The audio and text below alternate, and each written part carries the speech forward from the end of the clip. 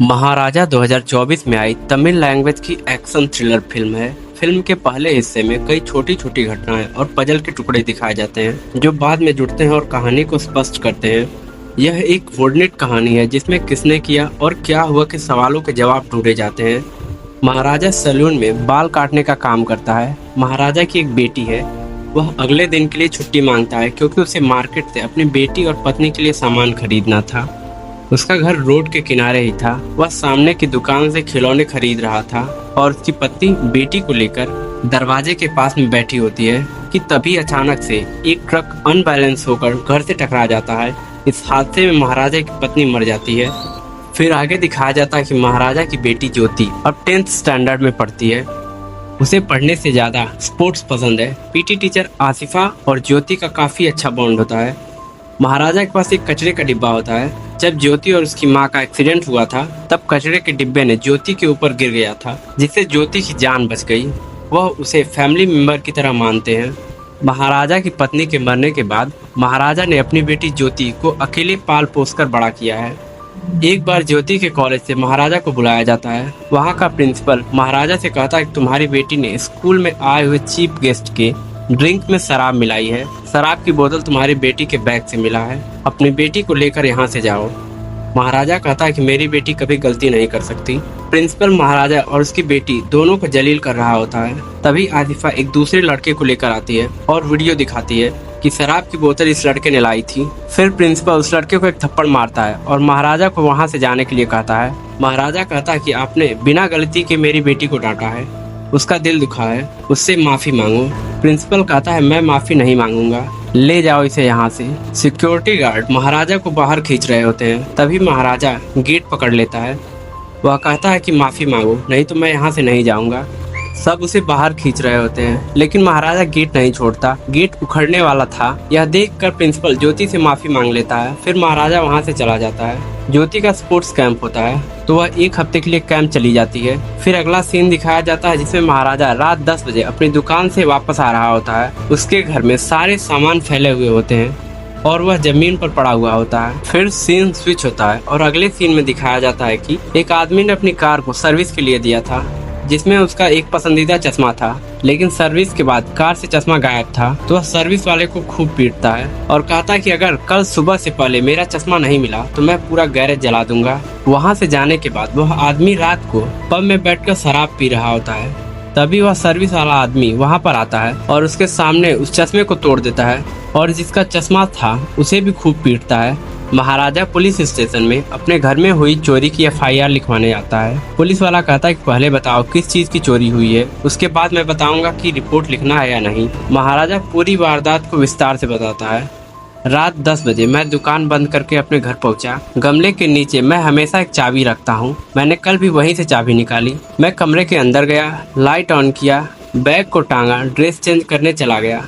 तभी पीछे से एक आवाज आई। मैं पीछे मुड़ा तो अंदर 2 लोग थे।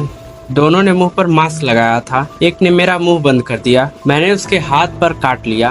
तभी एक तीसरा आदमी जो हॉल में था उसने मेरे सर पर एक डंडा मारा और मैं बेहोश हो गया। फिर तीनों ने मुझे बहुत मारा और लक्ष्मी को वहाँ से ले गए। पुलिस वाला पूछता है कि लक्ष्मी का मतलब गहने ले गए?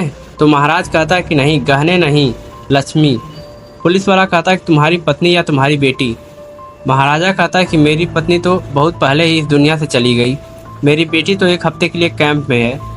फिर पुलिस वाला कहता है कि तो यह लक्ष्मी कौन है? महाराजा एक फोटो दिखाता है जिसमें कचरे का डिब्बा होता है। पुलिस वाला कहता है कि हमें कचरे के डिब्बे के लिए FIR नहीं लिखते। महाराजा कहता है कि लक्ष्मी ने मेरी बेटी की जान बचाई है, उसे ढूंढ दीजिए, वह मेरे लिए बहुत इंपॉर्टेंट है। पुलिस वाला कहता है कि हम ऐसी छोटी मोटी चीजों की रिपोर्ट नहीं लिखते। वह उसे वहाँ से जाने के लिए कहता है मगर महाराजा वहाँ से जाने से इनकार कर देता है। वह कहता है कि जब तक आप मेरी रिपोर्ट नहीं लिखेंगे मैं यहाँ से नहीं जाऊँगा। वह एक अलमारी पकड़ लेता है। सारे पुलिस वाले उसे पकड़कर खींच रहे होते हैं लेकिन महाराज ने अलमारी को इतने जोर से पकड़ा होता है कि अलमारी ही उखड़ जाती है और उस पर रखा सामान नीचे गिर जाता है। उस स्टेशन का जो इंस्पेक्टर होता है वह भी बहुत चालाक होता है। वह एक चोर के साथ मिलकर एक आदमी के 85 तोले गहने उड़ा देता है और उसी सिलसिले में बाहर था। वह जब पुलिस स्टेशन आता है, यहाँ पर पुलिस स्टेशन की हालत खराब होती है। वह सारी चीजों को छोड़कर रिपोर्ट लिखने के लिए महाराज से उसकी समस्या पूछता है। महाराजा फिर से अपनी कहानी सुनाता है। इंस्पेक्टर कहता है कि मुझे यकीन नहीं हो रहा। 3 लोग केवल कचरे का डिब्बा चुराने के लिए आएंगे? क्या तुम उन्हें पहचान सकते हो? महाराजा सोचकर बताता है कि एक आदमी को मैंने धक्का दिया था, उसके पीठ पर एक कान लगा हुआ था, मुझे महसूस हुआ था। इंस्पेक्टर कहता है कि मुझे तुम्हारी बात पर भरोसा नहीं हो रहा। वहीं पर एक चोर रहता है, वह कहता है कि अगर 2 कानों को बंद कर दे तो क्या तीसरे कान से उसे सुनाई देगा? इस पर इंस्पेक्टर चोर को पीटने लगता है। उसी बीच महाराजा बिना किसी को बताए सबकी पीठ पर हाथ फेरता है, लेकिन वहाँ किसी के भी पीठ पर कान नहीं होता और महाराजा को उठाकर सभी पुलिस वाले बाहर फेंक देते हैं। 1 मिनट बाद फिर महाराजा आता है। वह इंस्पेक्टर को 5 लाख देने के लिए कहता है। अगर आप लोग लक्ष्मी को ढूंढ देंगे तो मैं 5 लाख रुपए दूंगा। इस बात पर इंस्पेक्टर मान जाता है। इंस्पेक्टर अपनी टीम के साथ महाराज के घर जाता है। वहाँ वह लोगों से पूछताछ करता है। एक पुलिस वाला कहता है कि मुझे लगता है उस कचरे के डिब्बे में जरूर कुछ था। अगर हम इससे अच्छे से पूछताछ करें तो 5 लाख से भी ज्यादा मिल सकते हैं। वरदराजन महाराज से कहता है कि बता दो उस कचरे के डिब्बे में क्या था, इससे हमें चोर ने चोरी क्यों की, अब वह कहाँ होगा, यह पता लगाना आसान हो जाएगा। महाराजा बात को समझ जाता है। वह कहता है कि चलिए ठीक है, मैं पूरे 7 लाख रुपए दूंगा, बस लक्ष्मी को ढूंढ दीजिए। कहानी में सेल्वम की एंट्री होती है। वह अपने दोस्त के साथ एक घर में चोरी करता है और घर में एक माँ और उसकी बेटी होती है। वे दोनों गहने लूटते हैं। सरवण का साथी उस लड़की का रेप करता है और फिर दोनों गैस सिलेंडर ऑन करके घर में आग लगा देते हैं। सेल्वम की एक बेटी होती है अम्मू। वह अपनी बेटी से बहुत प्यार करता है। उसके घर में उसकी पत्नी और उसकी बेटी, यही उसका परिवार होता है। महाराजा रोज पुलिस स्टेशन जाता है और वहीं पर बैठा रहता है। वह कहता है कि जब तक मुझे लक्ष्मी नहीं मिलेगी मैं यहाँ से नहीं जाऊँगा। वह किसी न किसी बहाने पुलिस वालों की पीठ पर हाथ फेरता है और उन्हें चेक करता है। कई बार तो वह इसके कारण पीटा भी जाता है। सलमा अपनी चोरी को अंजाम दे रहा होता है। एक बार वह अपने घर होता है। उसकी बेटी के कंधे पर एक चोट लगी होती है। वह उस पर दवाई लगाता है। एक पुलिस वाला कचरे का डिब्बा न मिलने पर दुकान से सोचता है कि नया डिब्बा खरीद लूं। वहीं पर एक दूसरा पुलिस वाला जिसका नाम नल्ला सिवा होता है, वह भी वहीं पर मिलता है। तभी इंस्पेक्टर वरदराजन का फोन आता है। वह दोनों को काम पर लगा देता है और कहता है कि मुझे नया नहीं वही डिब्बा चाहिए। पुलिस स्टेशन में एक प्रभु नाम का आदमी आता है। वह एक थाने नाम के आदमी की मिसिंग कंप्लेंट लिखाने के लिए आया होता है। यह वही गैरेज वाला आदमी होता है। महाराजा फोटो देखता है, फिर फ्लैशबैक दिखाया जाता है। महाराजा उस सफेद फॉर्च्यूनर के मालिक, जिसे लोग काउंसलर कहते हैं, उससे मिलता है और जिसने गैरेज वाले को अपने चश्मे के लिए पीटा था। कुछ लोगों ने उसकी कार चुरा ली थी। महाराजा केवल इतना जानना चाहता था कि जिन्होंने काउंसलर की कार चुराई वह इस वक्त कहाँ होंगे। कि तभी वह गैरेज वाला आदमी थाने वहाँ आता है। थाने काउंसलर के सामने उसका चश्मा तोड़ देता है और उसे खूब पीटता है। जब थाने वहाँ से जाने लगता है तब महाराज उसका पीछा करता है। थाने को शक हो जाता है कि कोई उसका पीछा कर रहा है, इसलिए वह अपने ठिकाने पर जाता है। महाराजा भी उसके पीछे पीछे चला जाता है। थाने और लोग महाराजा को पकड़ लेते हैं। वह उसे जान से मारने की कोशिश करते हैं, मगर महाराज सबको मार देता है। वह थाने से पूछता है कि तुम्हारे 2 साथी और थे, वह इस वक्त कहाँ मिलेंगे। थाने कहता है कि एक तो तेरे एरिया के पुलिस स्टेशन में है, अगर ढूंढ सकता है तो ढूंढ ले। और एक लोहे का टुकड़ा उठाकर महाराजा के पैर में गाड़ देता है और वहां से बाइक से भागने लगता है। महाराजा एक तलवार लेकर उसकी गर्दन काट देता है। इसीलिए महाराजा पुलिस स्टेशन में रहता था और हर एक पुलिस वाले को चेक करता था। एक बार एक पुलिस वाला अपने कपड़े बदल रहा होता है तो महाराजा उसके पीछे खड़ा होकर उसे देखता है, लेकिन उसके पीठ पर भी निशान नहीं होता। उसने एक डायरी बनाई होती है जिसमें सारे पुलिस वालों के नाम होते हैं और वह जैसे जैसे जिनको जिनको चेक करता उनके नाम काट देता। अब पुलिस वालों को वैसा कचरे का डिब्बा तो मिलता नहीं, तो वह वैसा ही डिब्बा एक आदमी को बनाने के लिए कहते हैं। सलमा अपनी पत्नी के साथ शॉपिंग करने के लिए जाता है। वह अपनी बेटी के जन्मदिन के लिए एक रेड डायमंड का लॉकेट खरीदता है। दुकानदार कहता है कि इसे ऑर्डर देकर बनवाया जाता है तो यह 2 दिन बाद मिलेगा। सेल्वम कहता है कि ठीक है, मैं 2 दिन बाद आकर ले जाऊंगा, आज अम्मू का बर्थडे है। सेल्वम लॉकेट लेकर जाता है। उसकी पत्नी उसे कहती है कि सारा सामान खरीद कर लेकर आना और अपनी दाढ़ी भी छोटी करा लेना। सेल्वम बाल कटाने के लिए महाराजा के सैलून में जाता है। सेल्वम की दाढ़ी बनाते समय ट्रिमर की बैटरी खराब हो जाती है तो महाराजा दूसरी बैटरी लेने के लिए बाहर जाता है। अब इस दुकान में सेल्वम के अलावा कोई नहीं था। तभी सेल्वम को उसके दोस्त का कॉल आता है। वह कहता है कि अखबार में हमारे पिछले चोरी के बारे में लिखा गया है। उन्होंने बहुत क्लैरिटी के साथ सारी चीजों को लिखा है। कह रहे हैं कि किसी बाहर वाले का काम है। मुझे तो लगता है कि उन्हें पता चल गया है। सेल्वम कहता है कि डरो मत, उन्हें कुछ पता नहीं चला है। आखिर कब तक वह केस को ओपन रखेंगे। किसी न किसी बहाने से किसी को फंसाकर केस को क्लोज कर देंगे। और जैसे ही सेल्वम पीछे मुड़ता है, उसके सामने महाराजा खड़ा होता है। सेल्वम को लगता है कि महाराजा ने सब कुछ सुन लिया है।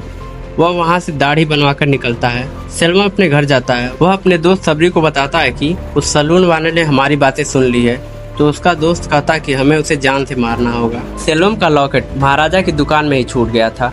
वह उसे लेने के लिए अभी घर से बाहर ही निकल रहा होता है कि महाराजा उस लॉकेट को लेकर सेल्वम को देने के लिए उसके घर आता है। और तभी पुलिस भी आ जाती है। सेल्वम को लगता है कि महाराजा पुलिस लेकर आया है। सेल्वम का दोस्त सबरी बंदूक निकाल लेता है और पुलिस वालों को पीछे हटने के लिए कहता है। पुलिस वालों के हाथों सबरी मारा जाता है और सेल्वम को गिरफ्तार कर लिया जाता है। सेल्वम को सबसे बड़ी गलतफहमी यह होती है कि उसे लगता है कि महाराजा ने उसे गिरफ्तार करवाया है। ज्योति का कैंप ओवर हो जाता है। वह घर के लिए निकल रहे होते हैं। ज्योति महाराजा को रेड शूज खरीदने के लिए कहती है और कहती है कि दुकान से आते वक्त उसे शूज चाहिए क्योंकि सुबह ग्राउंड जाना है। कांस्टेबल कहता है कि तुम्हारे कचरे का डिब्बा मिल गया है। महाराजा बाकी बचे हुए पैसे देता है। पुलिस वाले कचरे के डिब्बे को अच्छे से घिसकर उसे पुराना बना देते हैं। अब उन्हें उस आदमी को पेश करना होता है जिसने यह कचरे का डिब्बा चुराया था, लेकिन उनका कोई आदमी एक कचरे के डिब्बे चुराने के लिए राजी नहीं होता है। वरदराजन की पहचान के सारे चोरों ने कचरे के डिब्बे चुराने के लिए मना कर दिया। हेड और नल्ला शिवा दोनों वरदराजन के घर से जा रहे होते हैं। वरदराजन कहता है कि देखो, मैं 25 नहीं 50,000 दूंगा, लेकिन सुबह तक मुझे एक आदमी चाहिए। इस पर नल्ला शिवा कहता है कि अगर कोई नहीं मिल रहा है तो चोरी की एक्टिंग मैं कर लेता हूँ। इस पर सब मान जाते हैं। वह कहता है कि एक बार बता दीजिए हुआ क्या था, फिर मैं रिहर्सल कर लूंगा। तो वरदराजन पुलिस स्टेशन फोन लगाता है। वह महाराजा से दोबारा एक बार फिर क्या हुआ था बताने के लिए कहता है। महाराजा पूरी कहानी बताता है, मगर असल में उसकी कहानी में वह नहीं, उसकी बेटी ज्योति होती है। ज्योति बैग टांग कर कपड़े बदल रही होती है तो पीछे नल्ला शिवा और थाने दोनों छिपे होते हैं। वह ज्योति को पकड़ लेते हैं और सेल्वम भी आ जाता है। तीनों उसे खूब मारते हैं। वे लोग महाराजा का वेट करते हैं। वे महाराजा को जान से मारने आए होते हैं, मगर महाराजा जूते खरीदने की वजह से लेट हो जाता है और उसकी बेटी कैंप से वापस आ जाती है। वे महाराजा का वेट करते हैं और जब तक महाराजा नहीं आता, नल्ला शिवा और थाने दोनों बारी बारी से ज्योति का रेप करते हैं। लेकिन अभी भी महाराजा वहां नहीं आता तो वे वहां से चले जाते हैं। महाराजा की कहानी सुनकर नल्ला शिवा को इतना तो पता चल जाता है कि यह उसी की बात हो रही है। अब नल्ला शिवा सेल्वम को फोन लगाता है। वह कहता है कि महाराजा ने रिपोर्ट लिखाई है और मैं फंसने वाला हूँ। सेल्वम कहता है कि अभी मैं बाहर हूँ, चेन्नई आकर देखते हैं। नल्ला शिवा वहाँ से बाहर निकलने के लिए वरदराजन से कहता है कि मैं सुबह आ जाऊंगा, मगर वरदराजन कहता है कि वह सब मैं नहीं जानता, यहीं सो जाओ और सुबह हमारे साथ चलना, कहीं जाने की जरूरत नहीं है। उस रात को जब महाराजा घर आता है तो वह ज्योति को देखता है। वह सबसे पहले ज्योति को हॉस्पिटल लेकर जाता है, वहाँ उसका इलाज करवाता है। ज्योति कहती कि मैंने उनका क्या बिगाड़ा था, उन्होंने मेरे साथ इतना बुरा क्यों किया। वरदराजन नल्ला शिवा को लेकर महाराजा के घर जाता है और कहता है कि चलो नल्ला शिवा, बताओ कि तुमने घर में चोरी कैसे किया। नल्ला शिवा बिल्कुल एक्चुअल सीन बताता है और सोचता है कि सबको तो लगेगा कि मैं नाटक कर रहा हूँ, मगर महाराजा उसकी कहानी से सब कुछ जान जाता है। महाराजा उसे गले लगने के बहाने उसकी पीठ चेक करता है। उसके पीठ पर वही निशान होता है जो ज्योति ने बताया था। वरदराजन कहता है कि बताओ उसका क्या करना है। महाराजा कहता है कि छोड़ देते हैं। वरदराजन कहता है कि हम जानते हैं कि इसने तुम्हारी बेटी का रेप किया है, इसे जान से मार दो। जब वरदराजन थाने के केस पर काम कर रहे होते हैं तो उन्हें पता चलता है कि नल्ला शिवा, थाने और सेल्वम तीनों दोस्त हैं। तीनों ने मिलकर यह कांड किया है। वह महाराजा को एक तलवार देता है और कहता है कि इसे जान से मार दो। महाराजा नल्ला शिवा को जान से मार देता है। उसके बाद वह सेल्वम के पीछे जाता है। सेल्वम और महाराजा के बीच लड़ाई होती है। वह एक अंडर कंस्ट्रक्शन बिल्डिंग में होते हैं। महाराजा सेल्वम की टांगे तोड़ देता है। फिर वहाँ पर ज्योति आती है। वह बस एक बार उससे बात करना चाहती है। वह सेल्वम को गहने देती है। वह कहती है कि तुम यही चुराने आए थे ना, ले लो, और हाँ, मैं इससे बाहर जरूर निकलूंगी, हार नहीं मानूंगी। सेल्वम कहता है कि तुम्हें उसी दिन मार देना चाहिए था। ज्योति कहती है कि जान की भीख तो मैंने तुम्हें दी है, अगर मैं आज नहीं आती तो मेरे पापा तुम्हें मार देते। फिर वह वहाँ से जाने लगते हैं। गहनों में सेल्वम का लॉकेट भी होता है। फिर वह ज्योति को देखता है।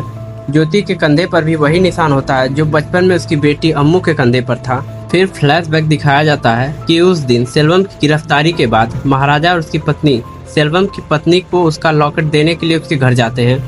महाराजा दुकान से अम्मू के लिए खिलौने खरीदने जाता है। अब कमरे में महाराजा की पत्नी, उसकी बेटी और सेल्वम की पत्नी और उसकी बेटी होती है। वह अभी खिलौने खरीद रहा होता है कि तभी एक ट्रक घर में घुस जाता है, जिससे महाराजा की पत्नी और उसकी बेटी दोनों उसी में मर जाते हैं और सेल्वम की पत्नी भी उसी में मर जाती है। केवल अम्मू जिंदा बचती है क्योंकि उसके ऊपर वह कचरे का डिब्बा गिर गया था। महाराजा ज्योति के साथ वहां से चला जाता है। सेल्वम को पता लगता है कि उसने अपनी बेटी के साथ यह सब कुछ किया है, तो वह खुद को माफ नहीं कर पाता। वह उसी बिल्डिंग से कूदकर मर जाता है और यही मूवी का एंड हो जाता है।